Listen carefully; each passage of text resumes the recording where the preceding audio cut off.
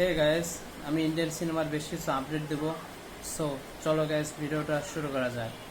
প্রথমে SRK x Sukumar.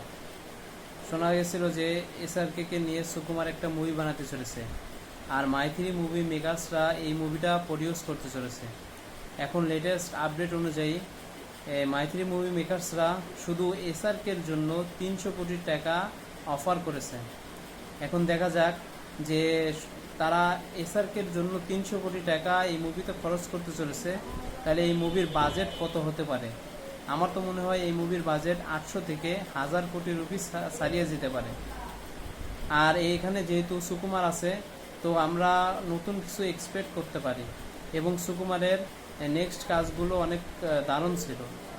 তো এই জুটিটা আমাদেরকে একটা ব্লকবাস্টার মুভি উপহার দিতে পারে। সো গাইস, এই মুভিটার জন্য আমি ভীষণ এক্সাইটেড, কারণ মাইথিলি মুভি মেকার্সরা শুধু যদি এসআরকের জন্য 300 কোটি খরচ করতে পারে, তো তারা এরকম 1500 থেকে 2000 কোটি বক্স অফিস কালেকশনও দিতে পারে। নেক্সট যে আপডেট, এই আপডেটটা হচ্ছে আমির এক্স লোকেশ কানাগারাজ। অনেকদিন আগে শোনা গেছিল যে আমির খান লোকেশ কানাগারাজের সাথে একটা মুভি করতে চলেছে, আর এখন লেটেস্ট যে আপডেট, এই আপডেট অনুযায়ী এই মুভিটা একটা সুপার হিরো মুভি হতে চলেছে, যেই মুভিটা লোকেশ কানাগরাজের ড্রিম প্রজেক্ট ছিল। এই মুভির জন্য প্রথমে লোকেশ কানাগরাজ সুরিয়ার কাছে গিয়েছিল এবং তাকে গল্প শোনানো হয়েছে। পরবর্তীতে প্রভাসকেও এই মুভির স্ক্রিপ্ট শোনানো হয়, কিন্তু প্রভাসেরও ভালো লাগে।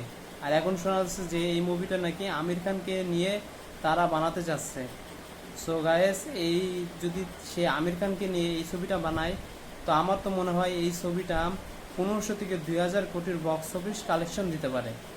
সো গাইস, আর এখানে আমির খানের বড় সড়ো একটা কামব্যাক হতে পারে। সো গাইস, এই ছিল আপডেট। ভিডিওটা ভালো লাগলে লাইক, কমেন্ট, শেয়ার এবং সাবস্ক্রাইব করে দিও, আর পাশে থাকা বেল আইকনও টিপে দিও।